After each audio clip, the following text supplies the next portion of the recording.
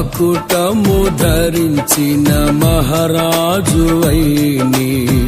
సౌభాగ్యమును నా కొరకే సిద్ధపరచితివి. మకుటము ధరించిన మహారాజువైని సౌభాగ్యమును నా కొరకే సిద్ధపరచితివి.